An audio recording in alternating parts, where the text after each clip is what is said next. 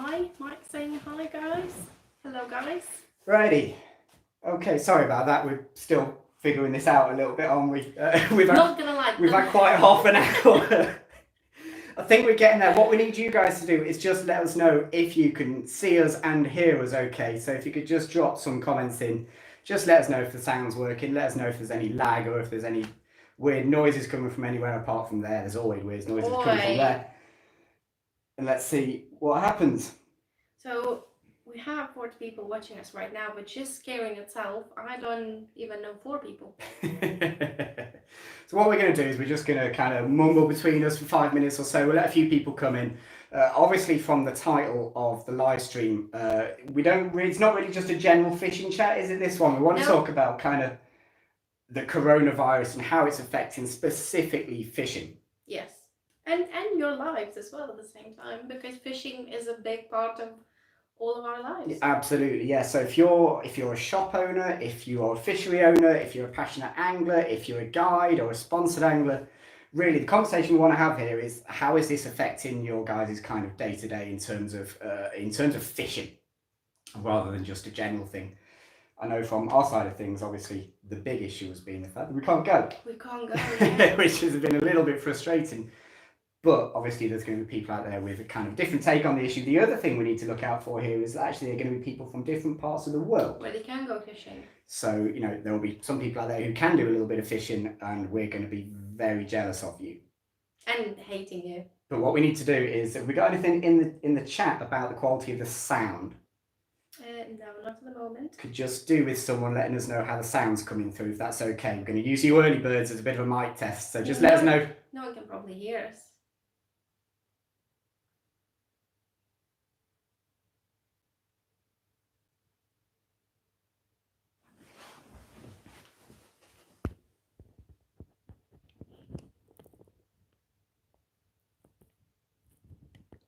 Okay, so it's interesting. On the back of there, on the actual phone. So what we're trying to do, guys, is we're trying to use this tablet that Yeva's holding here to keep up with everything in the chat room, because we're doing this on a mobile phone. I've just had a look, and all of the chat stuff is coming through on the back of the phone fine. Okay. We're not seeing it on here. I wonder if I can do this via my phone. So bear with us a little bit, folks. Oh my god, there's so many comments! Okay, so what did you do then?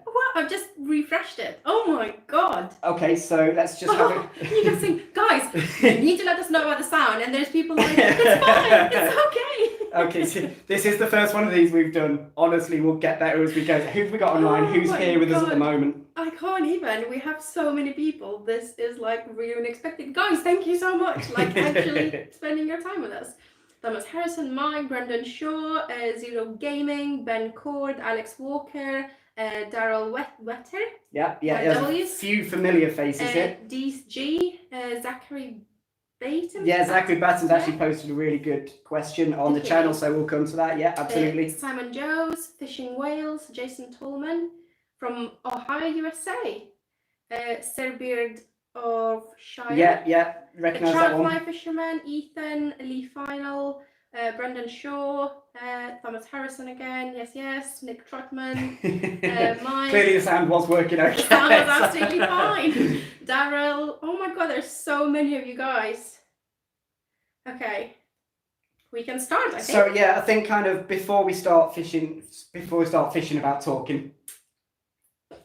This is going well. Before we start talking about fishing, we kind of had a little chat about this at the start, well, before we came on air, and we decided the first thing we need to say is a huge thank you to all the frontline workers, healthcare workers, lorry drivers, post people, bin men, everyone who's keeping the world turning at the moment. The stuff for the supermarkets, like literally everyone. The most underappreciated people on the planet 2 months ago are now the most important people on the planet, and that's exactly how it should be. So if you are a frontline worker, a key worker, or you know someone who is a frontline key worker, thank you very much, or please pass on our thanks to them, because they are the rock stars of the 21st century now. Literally the heroes. The other thing I want to mention very, very quickly, just a real short one.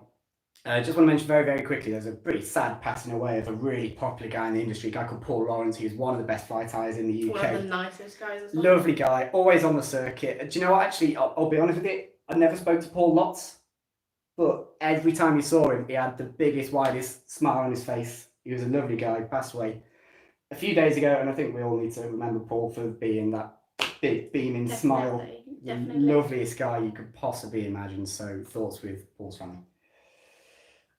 So IB, in terms of coronavirus and fishing, yes, kick us off. It sucks, like big time. There's no wrapping around it. Like I have to go for like a 5+ kilometer run every day, just trying not to kill Andy while we're stuck in the house. And I think you do with that like different way. I'm gonna do some stuff with the garden or gonna do something, but like I think it's not even the fact that you can't go fishing, but it's also like you can see pictures of people that have been fishing, or you're starting to see memories on Facebook popping up of what was happening this time last year when you were catching fish on dry flies and trout were rising everywhere. And it's just really sucks because as I think it's more significant because of the last 6 months that we had. Since we came back from Slovenia in August, it rained, windy, rain, floods. And we were all saying, we're just going to write off this grayling season. We will wait for the trout season to start. Spring will be great. It's going to be amazing. Springtime comes. This happens. Yeah, it's a real problem. I think touching on worrying about killing Andy in the house. I think what I'd like to do actually is kick off the whole thing with a yes or no answer question in the chat section. So I want you to answer nice, simple yes or no. Do you believe that where you are in the world, fishing should be stopped at the moment? Just answer yes or no. It'd be great to get the opinions on you guys. Obviously, there's going to be kind of different sides of this, and we've had some questions and some opinions already, haven't we? There were a couple that came through on Facebook, a couple on Instagram, so thank you very much for those. I'm just going to go into my screenshots. God. Well, it's a pretty big split actually there. There's a lot of yes, that's for sure. There's an awful lot of yes. I reckon yes is probably... no-ish is nice. David Smith, no-ish. Very cool. I'm just going to try and find... there was... I will try and find this. There was a comment that someone made about the kind of mental health side of fishing. And obviously there'll be a small but important number of people who genuinely do use this as a kind of a mental health relief. So I'm talking about soldiers with PTSD and the like. And, you know, fishing's a really important part of their lives. It keeps them on the straight and narrow. It's going to be really particularly difficult for those guys at the moment, just mentally, you know, having to not having the chance to go and do that. I think it's going to be really hard. Especially people that are not physically fit to go for a run or to go for your big morning walk out with the dogs. If your way of just relaxing and getting over stuff was going, like, especially if you were with a disability and you were relying on fishing as a form of your relief, it's probably really bad. Yeah. Well, actually, you're absolutely right. It's mental and physical, isn't it? Aside from the guys who really do use this as a genuine kind of mental stability and mental health thing, you're absolutely right. There will be people who you know, it's their weekly exercise will be that, you know, walk down the canal with the trolley in the seat box, or wander up a little trout stream or something. That might be about all the exercise you get. I think what we do need to say is we are kind of both personally in agreement that at the moment no one should be going out fishing. It's really, in my opinion at least, if we let people go fishing, then where do you draw the line? Do you stop people playing golf or tennis, or, you know, it would be very easy as an angler to socially distance. Yeah, it would be. But at the same time, then again, how many people sitting in the government do you expect to write a rule for who can go and fish on the river that is 5 miles from anyone, or who can go and fish in a canal or in a reservoir where can there be loads of people and stopping you by and chatting with you? There's no one's going to have time for that, let's be honest, especially with what's happening now. It's a real difficult thing, isn't it? And the kind of legislative part of coronavirus has all happened so quickly that I guess governments all over the world have just had no choice but to say no to a lot of things, to going out, to seeing family, to, you know, going for walks in groups. They just have had to say no because the alternative would be a lengthy and pretty arduous legislative and everyone's going to get bored of reading it. Yeah, it's difficult. So regardless of how this comes out, I do personally think the best thing we can do at the moment is stay at home. That doesn't mean it doesn't suck. So coming on from that, we'd like to hear if you guys have any particularly creative ways of keeping yourself in the kind of fishing frame of mind while you're at home. Yeah, I guess for most of you will be fly tying, which has been kind of your getaway as well, wasn't it? Well, getaway. I guess the problem for me is that I'm fairly unique in that my entire living is from fishing. So at the point where I can't guide, the only thing I can do is tie flies. So I am, when I go to bed at night and close my eyelids, I can see the vice embedded on my retina. I'm tying a lot of flies. the vice creaking. Yeah. So yeah, my kind of get out has been sitting and tying mostly orders for other people. But please do let us know in the comment section if you guys have come up with any particularly inventive ways. So it's seen some great YouTube, Facebook videos. I know, yes, yeah, very creative as well. I've seen especially one from Marius last night. I think I shared on my Facebook, where even a rabbit got involved in the garden. But talking about the comments, so just a few from here. Holla from Nottingham. Mark, definitely. Unfortunately, because some people got furloughed from my job and I was based in Nottingham, so I was traveling to Nottingham every day. From tomorrow, I'm going to be based in Derby for a little bit until we're business back as normal and usual. But then there's an interesting comment here saying, "Why have you gone bald?" Why have I gone? Wow, who said that? I can't find the comment now. Why have I gone bald? But there's. Are they talking about you or me? I hope not me. There is Mike saying hi from Texas. Howdy. Yeah, I know, right? That's pretty cool from Texas. Hello from Wales. Awesome. Guys from Italy. Fantastic. From Scotland. Yes, this is brilliant. We have someone saying thank you for appreciating mechanics for keeping workers on the road. Absolutely, yes. Absolutely, yeah. If anyone who is working at the moment, basically you're doing a grand job. Yeah, thank you very much. Lee Final, he's a care manager. Good on him. So there we go. There's people saying mainly yes to no fishing. Someone's asking if they can get me on a date. Yeah, we can sort that thing, can't we? Problem. Yeah, absolutely fine. Prosecco. There you go. Why have you gone bald? Harvey Ben. I assume he's talking about you. No. You're not doing too bad. Okay, so. Oh, just scroll up a little bit. So our state governor has encouraged us to get out fishing. He said they never knew an angler that wanted people near the main. To be fair, that this is definitely a states thing, isn't it? We noticed actually that the vast majority, I think I'm right in saying the vast majority of the states in the US are still allowing fishing. In fact, Jason, correct me if I'm wrong, but I think the only one that has asked people to stop fishing is Washington State. Other than that, I think as long as you're practicing healthy social distancing rules, I think you can still go out and fish, which is why a lot of the big American YouTube channels, I'm thinking John B's and your Lake Fort guys and people like that are still going out and doing some fishing, which for those of us who aren't allowed to go out and fish is an absolute godsend because it's... And frustrating. Well, yeah, at the same time, it's a little bit frustrating, but it'd be even worse if fishing just vanished from your life, didn't it? At least we can kind of live it through someone else. Harry, your girlfriend is with you for the money. Harry, he has no money. I've got the money here. No hair and no money. Jesus. Lee Final, I've started running and doing an intense training program. I'm only gaining 10 pounds a week now. Yeah, I feel you on that one. Fair play. To be fair, if you're out fishing yourself all day with no one about, why is that not allowed? Yeah, it's a great counterpoint. It's a very, very great argument. I think it's just, again, comes to the point where who's going to be sitting there writing the law for every single type of sport there is, for golf, for fishing, for skateboarding, for whatever? There's going to be too much legislation. I guess the other problem is, it would be that I'll go out on a limb and say the vast majority of people, when they go fishing, travel. Now, don't get me wrong, there will be a number of people who can walk to a venue, and that's great, and you would be particularly hard done by. And we could. Yeah, but I think probably what the government and the Angling Trust have done, because the Angling Trust put out a press release saying don't fish as well. I think what they're probably trying to do is just stop people from travelling, trying to slow the spread and all that stuff. And not just that, but if you have an accident while you're fishing, and accidents do happen, you might fall into the river, and if the emergency services have to come out and get you, that takes them away from dealing with the virus itself. If you end up in A&E as well, you probably would feel like a right to ask. But I guess then the counter argument to that would be, well, how often does that happen? It's so law, isn't it? It's law. You know, I've fished a lot in the last 5 years. How many times have we ended up in A&E as a result of fishing? True. So, yeah, I kind of get what he's saying there. I think we're all frustrated by it, put it that way. Well, Harvey still says that your girlfriend is with you for the money, and how much are you paying her to stay with you?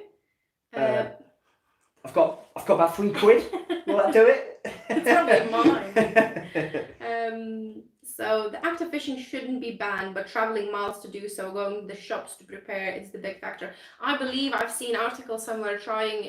There was an article about a family that got fined in UK. Oh God, those guys that went to Devon from London or something. Yeah, so what were they? It's a big no-no. It's a big no-no. I think, yeah. Do you know? I totally sympathise and can relate to being frustrated about not being able to go fishing at the moment, because we never see anyone when we're fishing, really. No. I guess the government have kind of just had to blanket ban everything, because otherwise you start having to like dissect small bits of legislation. And I imagine, well, the House of Commons at the moment, Parliament is recessed, isn't it, at the moment? So I don't know. It's a real difficult one, that's for sure. Mark Hall says that I live on a golf course, been close since the beginning, can't be easy for those who rely on the daily exercise, but the risk is not worth it. Well, I guess Mark's seeing both there, because if I was a golfer at the moment, I think I'd be pretty frustrated. I guess the only risk there would be the amount of people picking up a ball out of a hole. You could do that with a glove on pretty easily. But they do keep their distance. So yeah, again, I think that'd be if we allowed fishing, would we then have to allow golf? And then really, I guess it just kind of.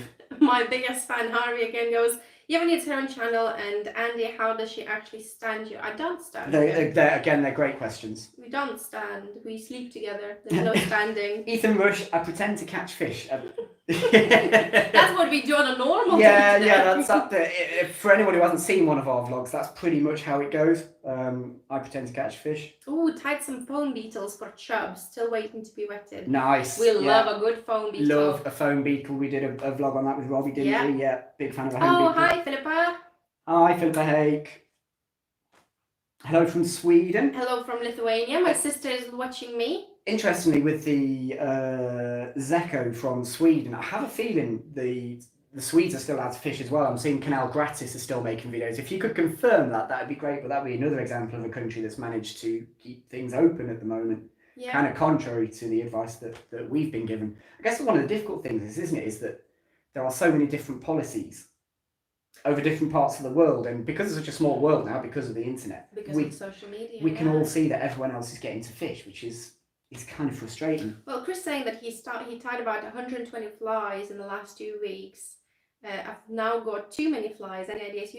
There's no such thing, Chris, as too many flies. Well, what we could do is just put our postal address at the bottom of this, and you can send all 120 to us. That'd be great. Thank you very much, Chris. Jason says that Washington has been hit very hard and made many more stipulations than other states. I got the impression that there was a particularly bad kind of outbreak in Washington, and they just had to blanket ban everything. I keep in touch with some of the steelhead groups and stuff like that on Facebook, and there's definitely a lot of anger, a lot of resentment towards the governor there.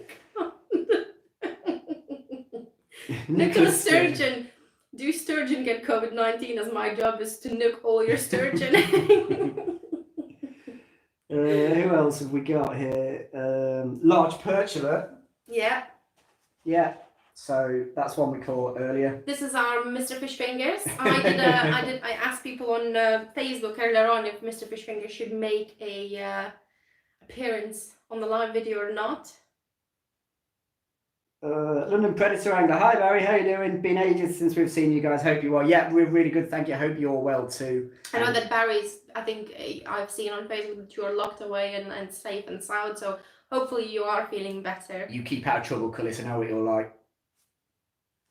Is that a sturgeon behind Siva's head? No, there's a grayling and there's a perch. And we've got a really nice grayling as well. It's a decent size actually. That's nearly as big as some of the ones you've caught.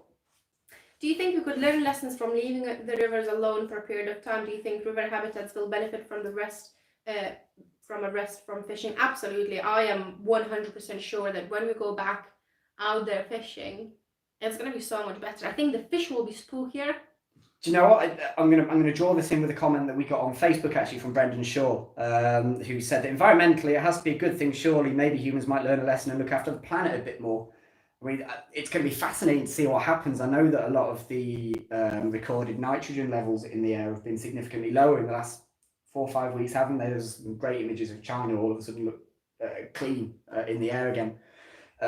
I agree with you. I think, yes, as a result of this, we'll probably end up with slightly cleaner rivers. I spoke to the river keeper on the Wye, who said that the banks were fully grown back after what was a very wet winter. Picture of the Lathkill, yeah. It looks so beautiful. Do you know what? I think that might be one of the, hopefully, one of the things that comes out of this is that actually people look at it and we can see the value of perhaps just leaving these environments alone just for a few months of the year and just let them kind of get on with it. I think particularly where we are, it's almost a 365 day of the year season, isn't it now? Maybe there is some value, which is kind of contrary to what I'd have said 2 months ago. I reckon I've always been a pro 365 day angler, but actually it'll be interesting to see, that's for sure, because all of these fish will have spawned totally untouched. I'll tell you one thing, the banks will be a lot better. Yeah. So all that damage from the wet winter in terms of treading down on the banks and stuff like that will be gone. I can only see a net positive, but I think that's probably a reflection of where we are, in that us staying away from the environment is a net positive.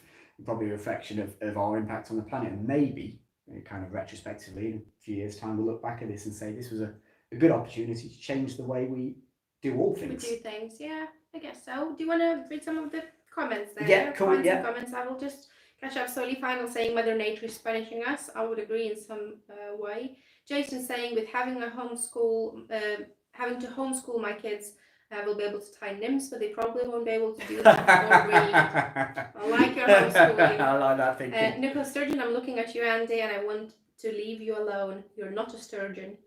Adam Price Hunt, it would be interesting maybe if nobody stocked rivers this year and see if wild population still provides a great sport. We were talking about that just earlier today, saying that we're hoping that the rivers that were scheduled to stock fish are not going to be able to do it.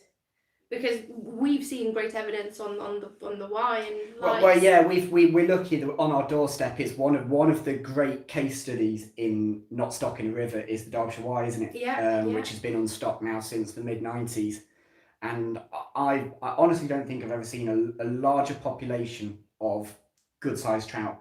Particularly what's quite a small river, it's only half the size of the Dove. I know, yeah. There are so many fish and they get big and there's bugs everywhere and there's weed and it's cleared. It's a great environment anyway, but it's a great example of what happens if you just leave these rivers alone. So again, maybe a net positive of not being able to go down and do the stocking is that actually we end up with a great number of wild fish. But like you said in your podcast when you were explaining about that is created for fish habitats, not for anglers. Yeah. So the big difference with the Y is that Jan, the riverkeeper, runs it as a habitat for fish, as a fish haven. But by virtue of the fact that he runs it as a fish haven, it becomes a great fishery. So it's a great point. Jonathan saying, loved your Euronymph videos. On the back of watching them, saved hard to buy a sage 3-weight. Yeah, sounds nice. Not going to get to use it. Maybe have to sell it if money runs dry. Well, two things. First off, thank you very much for the nice comment about the vlog. Actually, that one went really well, didn't it? I think it seemed to keep ticking over. So thank you very much. Don't sell the rod. Keep it. I imagine that's a beautiful rod. I don't think I've seen the 10-foot 3-weight, but that's going to be a good rod. Do your best. Keep on that one. Mark Hall raised a really interesting point that we should be scared of what's going to happen when the lockdown is lifted. Is everyone going to rush to the rivers and the ponds and the canals all at once? And what's going to happen then? Well, again, I think a very similar point came on Facebook. Although I must admit, at the moment I can't find it, but it was something that was definitely mentioned. Was at day 0 when we're allowed to go out and fish again, what is the impact of that going to be? My personal feeling is that. Day 0 was kind of a day when everyone can go and do what they want, just won't happen, and it'll happen in stages where the most vulnerable people have to stay in for a bit longer. But yeah, I think everyone's going to be desperate to fish, aren't they? Including us. Yeah, including us. So it's a great question. Maybe the clubs need to look at how closely they manage the start of the season. And I think that's a great point to start to take it to the clubs and what's going to happen to the fishing industry in general, because with the lockdown now, people are not going to be able to go and fish. People probably not buying their season tickets if the season tickets are due now. Like, what's going to happen? I know we had an interesting question on Facebook about that. Yeah, definitely. So there was a comment from Peter Fieldhouse, who's a very, very well-known angling instructor in the Midlands, all over the UK as well. Level 1. Yeah, he did my level 1 on my level 2. Pete's an absolute legend, he's a hero. Andy, the share price of one major tackle retailer has fallen through the floor and a lot of the smaller shops are struggling. Also, some of the smaller clubs will be having troubles if their membership started after the lockdown. So we'll do the clubs first, I think, won't we? Definitely a problem that's pertinent to me because I'm on the committee of our local club. and our membership is through May. That's when we do renewals. It's looking highly likely that we're not going to be doing that through the traditional means, which would be everyone coming to a pub. Everyone coming to a pub, and we all do the paperwork there. That's very unlikely. You can do it online, but for the vast majority of people, you're going to look at it and think, well, why would I pay my membership if I don't actually know if I'm going to be able to go? Which is going to, at some point, is going to create a problem for some of these clubs, and they're going to have a conversation with the landowners and say, well, we haven't been able to use your land to fish because of the lockdown. Is there anything could be done there? My feeling is that the landowners are probably going to be less sympathetic about that than the clubs would like them to be. So I think where possible, if you are in a position to continue your club memberships, I think we all need to. Because otherwise, you need to support your local clubs. We're going to have to support these clubs because they are, for me, that kind of grassroots level is the lifeblood of fishing. The anglers and the clubs are the people who look after these rivers and protect them. I'm not sure what's happening or if I'm missing a joke. When everyone's talking about Dan's mum, who's Dan and who's Dan's mum? I have absolutely no idea. Will Dan's mum have a rush when lockdown is lifted? Dan's mum is fully booked to the new year. Is Dan's mum's available online asking for a friend? I have no idea. Did I say Dan's mum? I don't know. I don't know who Dan's mum is either. It's probably just me talking waffle. Or we missed a joke somewhere. Yeah. Who's Dan's mum? We're not very bright. It probably just went straight over the top. John Owen made a really good point, and hello, John. We love you. We hope you're keeping well.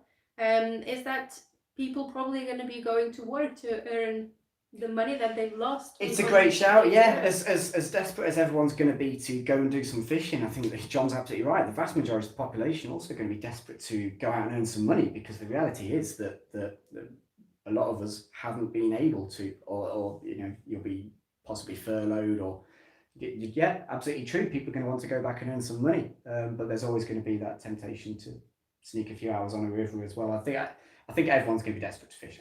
Well, we are desperate. I'm sure you guys are desperate as well. Let us know, guys. So again, we'll do a simple yes or no, answer in the chat. If we're still on lockdown in 2 or 3 weeks' time, will you be renewing your local club licenses? Be really interested to find out there. My opinion is that we should, but a lot of people won't. And I can totally understand why, because as John's just said, people are going to be short of money.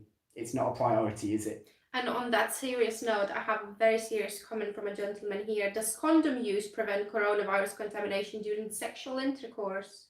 If you can get within 6 feet of someone, I think your father should have used a condom. Yeah, I'll be very, very impressed. That would be the ultimate social distancing. It's not something that I have to worry about. No. So Patrick says the government wants to stop as many people meeting other people. It's not trying to stop us fishing. Has anyone heard a talking head say thou shalt not fish? So there was the comment from Jamie, the head of the Angling Trust, who didn't go as far as saying thou shalt not fish. I don't think anyone has said that. But between the Angling Trust comment, which was that they'd like people not to fish, and the government asking people not to travel for anything other than what is necessary, so we're talking about exercise, medication, food, or work, I think that pretty much shuts the door on going fishing, doesn't it? I can't see any leverage around it. So no one has said thou shalt not fish, but I think they've made it as hard as possible for us to be allowed to. Well, Mark says I think if possible, members should be to keep paying fees because the clubs rely on it, and if the fees dry up, the clubs will close, and those who are employed by the clubs, which is absolutely definite. And then Fishing with Ash says, I think we all need to support our guides as well, so I'll be ready to book the day. Thank you, Ash, very kind. I look forward to it. We had a real tough day on the Dove last time we met up, so yeah, we'll get out. Ash really wants to fish the wild, wants to catch a wild rainbow, so we'll go and do that as soon as we can. You keep your giant paws away from my wild rainbow. So we actually have quite a few people commenting that they have paid for the local club, which is it's really good. It's really good. I think if you're in a situation where you can afford without obviously compromising the food that you're going to need or your rent or whatever, you should be. If you're in a position that you can afford to pay for the same memberships that you have had in the past, you should just buy it. And because if we don't support it, there's going to be nothing left to buy if we lose our clubs. Alan Irwin there, I've tried to join a club and they've said wait until it's over. I tell you what, that's pretty fair play to that club. I know, that's a good club. You definitely want to join that one. If they've said no to your cash because of what's happening, that's a club run by decent people. Who else have we got? What was the kind of general consensus to the yes or no then in terms of subs? It looked like most people were saying yes, we should try to carry on paying our subs into the clubs, which is really cool actually, because as I say, from the standpoint of someone who helps to run a club, it's a big worry because a lot of these clubs none of them are run on a profit basis, that's for sure. They run on very thin lines, and 10-15% less revenue in terms of membership can be the difference between functioning and going bankrupt, and that's not what we want at the moment. A lot of people are saying again that they can fish. Black Country Pike are saying there's a few very lucky people like Xenia that have Angler's Paradise in their back garden that can fish away. I think people that have waters literally in their garden are very lucky. I know our friend Rich Chapman keeps teasing us with a pond that he has in the garden with his ginger tench. I don't think Rich has appeared yet, has he? No, I don't think we'll so. We'll wait for him. We'll see him before we hear him. Adam Price, should clubs offer reduced membership as they will have reduced the cost of stocking? Well, it's a great shout. I don't think possibly not necessarily from the kind of stocking point of view, although that might be different with a fly water. I guess the vast majority of clubs in the UK are course fishing clubs. You try and keep sight of that. Who don't do as much stocking probably. There's definitely an argument to say, well, hang on a minute, we haven't been able to fish for 3 or 4 months, so you should knock 3 or 4 months of revenue off our ticket. Again, you're talking there 25% of the ticket cost. If a club foregoes 25% of every single membership that it gets, that club's going to be in trouble. Is my thought. There'll be some really big clubs. I'm thinking like Prince Albert and some of the real big clubs probably can withstand that. They've probably got a bit more capital, but you regular kind of small course fishery club type of thing, I just don't know if they've got that kind of capital saved up. And I also don't know if there's any kind of loans available to. Would they come into charities? I know there was money being made available for charities. Guys, if any of you are in clubs or involved with the committee of clubs, let us know. Is your club able to get hold of funding from the charities? I saw the Chancellor said 550 billion for charities or something, was it? So that'd be interesting to find out. Could we keep a few clubs afloat by sourcing funding from the government? Do you have any more comments that people commented? Yeah, well, I think probably the bit that we need to pick up from there is probably the other side of what Pete said. The first bit he said is that the share price of one major tackle retailer has fallen through the floor and a lot of smaller shops are struggling.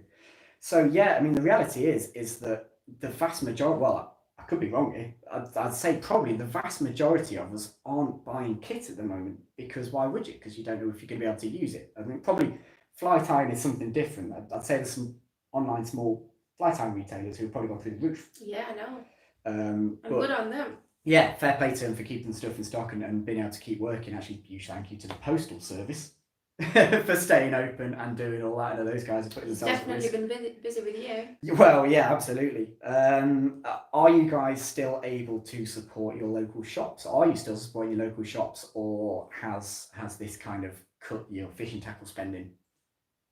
Have you bought any fishing tackle in the last few weeks? No. I mean, usually at this time of year, we'd be stocking up on all the floating and leaders and all the consumables and stuff like that we can't make ourselves. We'd be stocking up on, but the reality is we haven't been spending money. It'd be great to hear if you guys are still buying kit. Because the thing is, you don't know when we're going to be able to get out. Who can, no one knows. That's the reality. It'd be great to hear some opinions on that one. But I know that I've seen a couple of comments from Jamie who's asking if we ever fished in Scotland. I have not even ever been to Scotland. I would love to fish in Scotland. I would love to go salmon fishing one day as well there. But I know it can be quite expensive, so hopefully. I caught my first fish in Scotland. Did you? Yeah, true story. Bragger. It was an eel. Oh, great. Slimy. So people saying paid Urosh €500. He can keep it. I will go next year. That's really nice. So Urosh is a really good friend who's a guide in Slovenia. And if you guys watched our Slovenia vlogs, he was the guy there, the legend. So someone was booked to go with Urosh, and they're gonna keep the money too. They're gonna basically wait till they can go the next time rather than get the money back, which is again supporting. Do you know what? This will be particularly hard on what we regard as destination areas. So I'm not talking that there are a lot of anglers in the UK, and it's a relatively well-off country by global standards.